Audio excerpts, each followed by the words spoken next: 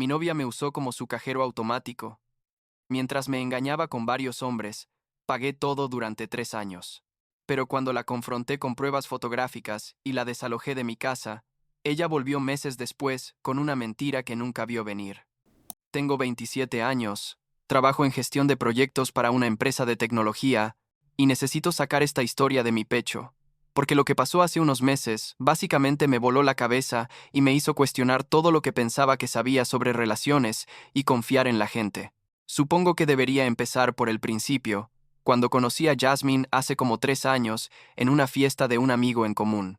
Ella tenía 22 en ese momento. Estudiaba diseño gráfico y la verdad es que era increíblemente atractiva. Tipo esa clase de mujer que cuando entra a una habitación todos voltean a verla, ¿sabes? Empezamos a salir, y todo parecía perfecto al inicio. O sea, teníamos química, nos reíamos mucho, y yo pensaba que finalmente había encontrado a alguien especial. Las cosas se movieron rápido, quizás demasiado rápido mirando hacia atrás, pero en ese momento me sentía feliz, y no veía las señales de alerta. Como al año de estar saliendo, Jasmine estaba teniendo problemas con su roommate y yo acababa de comprar una casa. Bueno, técnicamente todavía estoy pagando la hipoteca, pero es mía, y le sugerí que se mudara conmigo. Ella todavía estaba terminando su carrera, le faltaban como 2 años, y acordamos que yo cubriría los gastos mientras ella se enfocaba en sus estudios. Me parecía justo, ya sabes, yo ganaba bien, y quería apoyarla para que pudiera graduarse sin el estrés de trabajar y estudiar al mismo tiempo. Así que básicamente yo pagaba la hipoteca, los servicios, la comida, su seguro del auto, todo. Ella tenía un trabajo de medio tiempo en una cafetería. Pero ese dinero era para sus gastos personales, ropa y esas cosas. Los primeros meses viviendo juntos fueron buenos, no voy a mentir. Pero después de un tiempo, como al año de vivir juntos, empecé a notar que las cosas cambiaban. Jasmine comenzó a salir mucho más, tipo 3 o 4 noches a la semana, siempre con la excusa de que eran sus amigas del diseño que tenían que hacer, proyectos grupales, o que era el cumpleaños de alguien. Al principio, no le di mucha importancia porque pensaba, bueno, es joven, quiere divertirse. Yo no voy a ser ese novio controlador que no deja a su pareja tener vida social. Pero lo raro era que cada vez se ponía más arreglada para salir con sus amigas, más maquillaje, vestidos más ajustados, y cuando le preguntaba a qué hora volvería o con quién exactamente iba, se ponía súper defensiva. Me decía cosas como, ¿por qué necesitas saber todo? ¿No confías en mí? Y yo me sentía mal por preguntar. La verdad, lo que realmente me empezó a molestar era que cuando estaba en casa, básicamente vivía pegada a su teléfono. Literalmente estábamos cenando juntos, y ella estaba mandando mensajes, riéndose con lo que fuera que estuviera leyendo, y cuando le preguntaba qué era tan gracioso, me decía, nada, tonterías. De mi grupo de la universidad, empezó a poner contraseña a su teléfono, cosa que antes no hacía. Y si yo entraba a la habitación mientras ella estaba en su celular, inmediatamente lo volteaba o lo guardaba. Yo no soy de esas personas paranoicas que revisan los teléfonos de su pareja.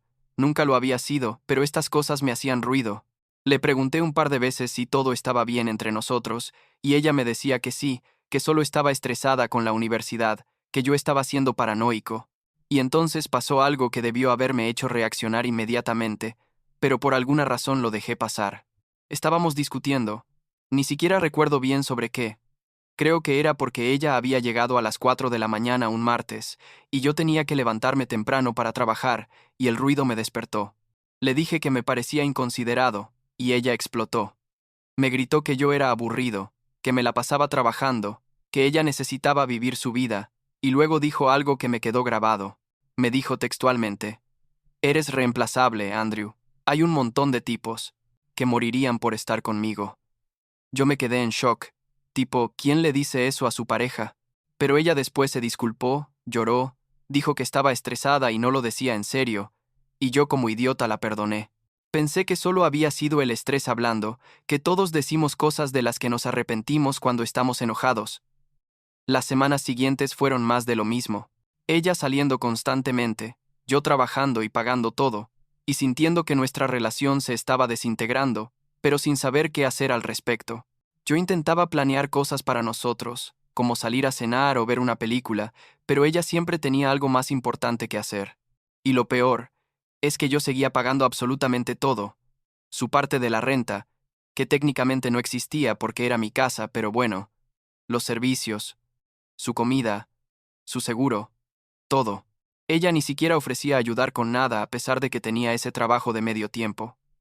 Yo me sentía como un completo tonto, pero todavía la amaba, o al menos eso pensaba. Todo cambió hace como 6 meses. Estaba en el trabajo un miércoles por la tarde, cuando recibí una llamada de un número que no conocía. Contesté y era Mónica, una de las amigas de Jasmine. Mónica y yo nos habíamos visto unas cuantas veces en fiestas, pero nunca habíamos hablado mucho. Me dijo que necesitaba hablar conmigo sobre algo importante, y me preguntó si podíamos vernos después del trabajo. Yo estaba confundido, pero le dije que sí. Quedamos de vernos en un Starbucks cerca de mi oficina. Cuando llegué, Mónica se veía súper nerviosa, tipo mordiéndose las uñas y sin hacer contacto visual. Me dijo que llevaba semanas debatiéndose sobre si decirme algo o no, pero que su conciencia no la dejaba dormir y sentía que yo merecía saber la verdad. Y entonces me lo soltó todo. Me dijo que Jasmine había estado viéndose con otros tipos, y cuando digo tipos, me refiero a múltiples hombres, desde hace meses, que salía con ellos cuando me decía que estaba con sus amigas, que algunos eran de su universidad, otros los había conocido en apps, y que básicamente me veía como su plan B, su respaldo financiero mientras ella exploraba sus opciones. Mónica me dijo que había escuchado a Jasmine decir literalmente esas palabras en una conversación, que yo era su backup plan, el tipo seguro que pagaba todo mientras ella se divertía. Me quedé sentado ahí sin poder procesar lo que estaba escuchando. La verdad sentía como si alguien me hubiera dado un puñetazo en el estómago.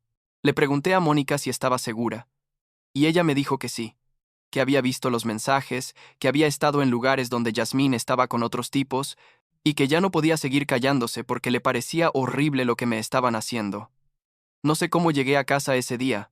Manejé en piloto automático. Jasmine no estaba. Había dejado una nota diciendo que saldría con unas amigas y volvería tarde. Yo me senté en el sofá intentando decidir qué hacer. Parte de mí quería confrontarla inmediatamente, pero otra parte necesitaba confirmar lo que Mónica me había dicho. Necesitaba verlo con mis propios ojos, porque mi cerebro simplemente no podía aceptar que la persona con la que vivía, a quien yo mantenía completamente, me estuviera traicionando de esa manera.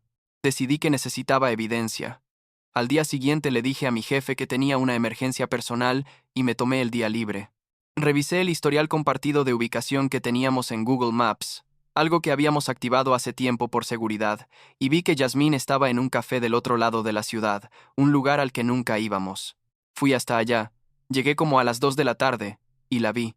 Estaba sentada en una mesa afuera, con un tipo que no conocía, riéndose, tocándole el brazo, actuando exactamente como actuaba conmigo cuando empezamos a salir. Me quedé en mi auto, al otro lado de la calle, durante como 20 minutos solo observándolos. En un momento, él se inclinó y la besó, y ella le correspondió. Yo saqué mi teléfono y tomé fotos, varias fotos, porque sabía que las iba a necesitar. Me temblaban las manos mientras las tomaba. Sentía como si me fuera a dar un ataque de pánico ahí mismo en el auto, pero me forcé a mantenerme calmado. Después de que terminaron su café, se fueron caminando juntos hacia el estacionamiento, él con el brazo alrededor de ella, y yo solo me quedé ahí sentado pensando en todo el tiempo que había desperdiciado, todo el dinero que había gastado, todas las veces que me había sentido culpable por dudar de ella. Manejé de regreso a casa y empecé a planear. No iba a confrontarla inmediatamente. Primero iba a hacer algunos cambios. Entré al portal de seguros y cancelé su póliza del auto, efectiva al final del mes. Llamé a las compañías de servicios y les dije que necesitaba dividir las facturas porque ahora había 2 personas pagando. Fui al supermercado y compré solo comida para mí, nada de las cosas que a ella le gustaban. Moví todas sus cosas de nuestro closet principal al cuarto de huéspedes. Cuando Jasmine llegó esa noche, tipo a las 11, yo estaba sentado en la sala esperándola. Ella entró sonriendo, actuando como si nada, y me preguntó cómo había estado mi día. Yo le dije que necesitábamos hablar. Le mostré las fotos. Su cara pasó por como 5 emociones diferentes en 2 segundos. Shock, pánico, enojo, y luego intentó ponerse defensiva. Empezó con las excusas clásicas, que era solo un amigo, que yo estaba malinterpretando todo, que la foto estaba tomada en un ángulo raro. Yo solo la miré y le dije, Yasmín, lo sé todo. Sé que has estado viendo a varios tipos. Sé que me ves como tu plan B mientras pagas 0 de los gastos aquí. Ella intentó llorar.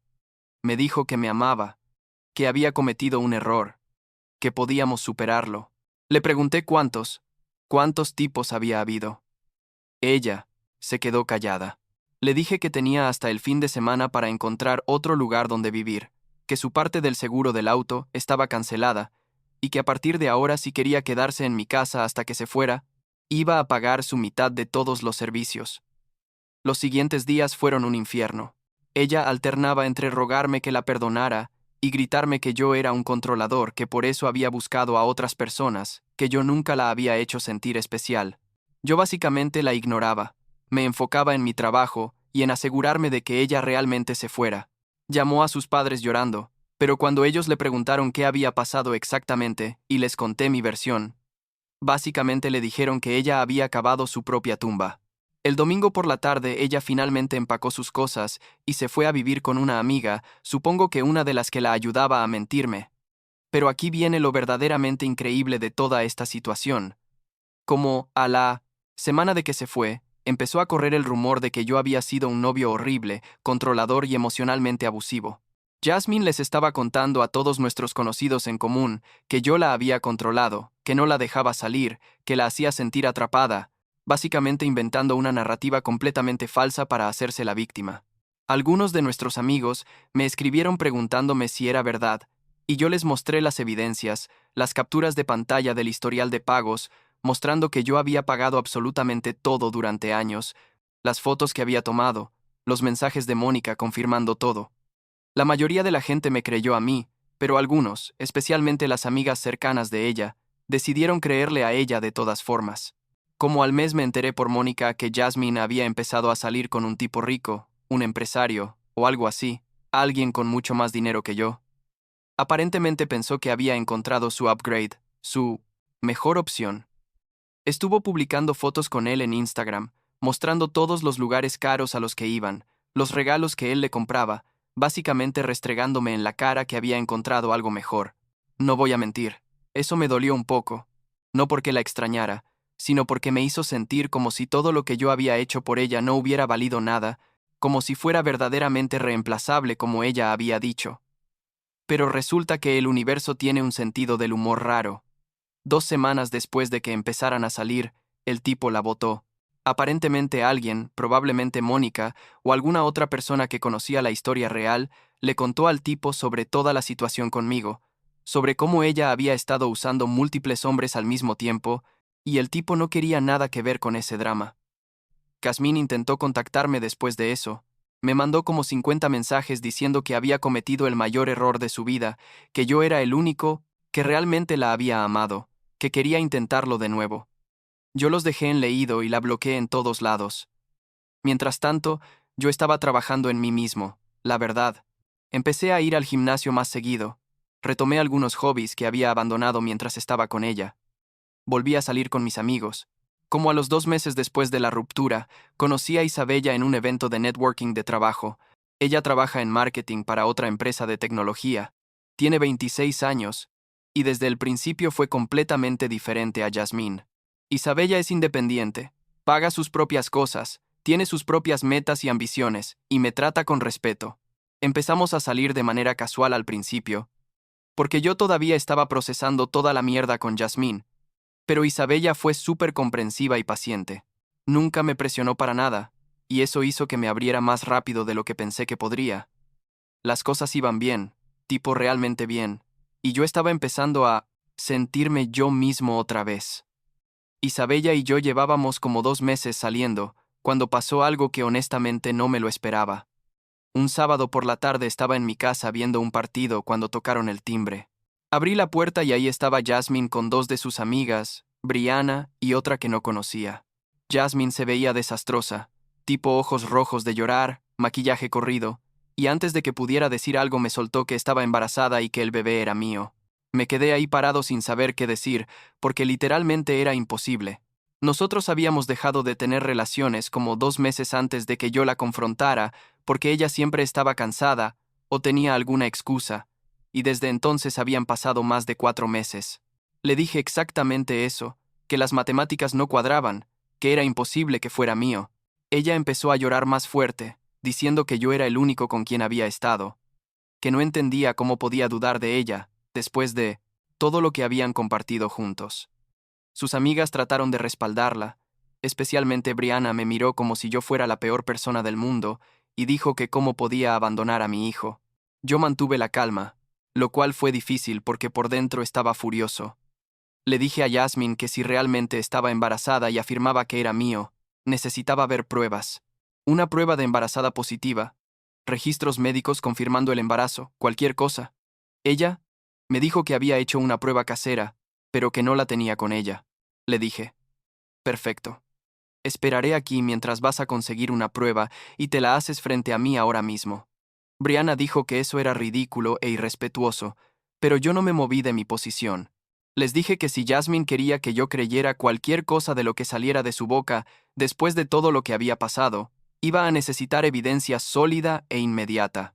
Jasmine empezó a inventar excusas, que era muy tarde para ir a la farmacia, cosa que era mentira porque eran las 3 de la tarde, que se sentía muy mal para salir de nuevo, que por qué no podía simplemente creerle. Yo crucé los brazos y les dije que tenían dos opciones: ir ahora mismo a comprar una prueba y hacérsela aquí, o irse de mi propiedad porque no tenía tiempo para más de su drama. Después de como 10 minutos de discusión, Jasmine finalmente admitió que no estaba embarazada. Dijo que solo quería hablar conmigo, que era la única forma que se le ocurrió para que le prestara atención. Yo literalmente no podía creer lo que estaba escuchando. O sea, ¿quién diablos finge un embarazo para manipular a su ex? Le dije que estaba completamente loca, que si volvía a aparecer en mi casa iba a llamar a la policía, y cerré la puerta en su cara. Esa noche llamé a Mónica para contarle lo que había pasado, y ella ni siquiera se sorprendió.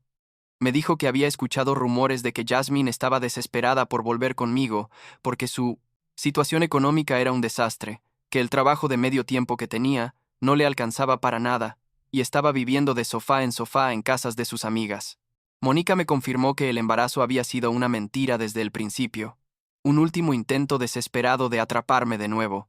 Aparentemente Jasmine les había dicho a sus amigas que yo probablemente la perdonaría si pensaba que había un bebé involucrado, que yo era el tipo de persona que haría lo correcto. Yo solo me reí con amargura porque me di cuenta de que ella realmente no me conocía en absoluto, o peor, sabía que yo valoraba la honestidad por encima de todo, y aún así decidió mentir de la forma más horrible posible. Bloqueé a Jasmine de absolutamente todo. Cambié mis configuraciones de privacidad en todas las redes sociales, hasta consideré cambiar mi número de teléfono, pero al final decidí que no iba a dejar que ella dictara mi vida de esa manera. Le conté a Isabella todo lo que había pasado porque no quería que se enterara por otra persona y pensara que yo estaba ocultando algo. Ella fue increíblemente comprensiva. Me dijo que admiraba cómo había manejado la situación y que cualquier duda que hubiera tenido sobre nuestra relación había desaparecido, porque vio que yo era alguien que establecía límites claros y no toleraba manipulaciones. Ahora han pasado como 4 meses desde ese último encuentro con Jasmine. Isabella y yo seguimos juntos, y las cosas van realmente bien. Tipo, ella conoció a mis papás el mes pasado y ellos la adoraron. Estoy en terapia también, algo que empecé después de todo este desastre, porque me di cuenta de que necesitaba procesar la traición y la manipulación de una forma saludable. Mi terapeuta me ha ayudado a entender por qué toleré tantas señales de alerta, por qué permití que alguien me usara de esa manera y cómo asegurarme de que nunca vuelva a pasar. Me enteré por una amiga en común que Jasmine, finalmente, terminó su carrera de diseño gráfico, pero está teniendo problemas para encontrar trabajo, algo sobre su portafolio no siendo lo suficientemente fuerte, y ella no queriendo empezar desde abajo. Aparentemente está viviendo de nuevo con sus padres y ellos no están muy contentos con ella. Aparte de mí siente lástima, no voy a mentir, porque a pesar de todo compartimos años juntos y alguna vez me importó. Pero una parte más grande de mí solo siente indiferencia, como cuando piensas en alguien que conociste hace mucho tiempo, pero que ya no es parte de tu vida de ninguna forma significativa. La semana pasada Isabella me preguntó si alguna vez me arrepentía de cómo manejé la situación con Jasmine, si sentía que debía haberle dado otra oportunidad, o intentar arreglar las cosas. Le dije la verdad, que no me arrepiento de nada, que sí me arrepiento de haber ignorado las señales por tanto tiempo, de haber dejado que me usaran como lo hicieron, pero que el momento en que decidí cortar todo y poner límites fue el momento en que recuperé mi dignidad y mi autorrespeto. Isabella sonrió y me dijo que esa era exactamente la respuesta que esperaba escuchar. Y supongo que eso es todo lo que importa ahora. Estar con alguien que valora la honestidad tanto como yo, alguien que construye conmigo en lugar de solo tomar. Todavía estoy sanando, la verdad, pero cada día es un poco mejor que el anterior.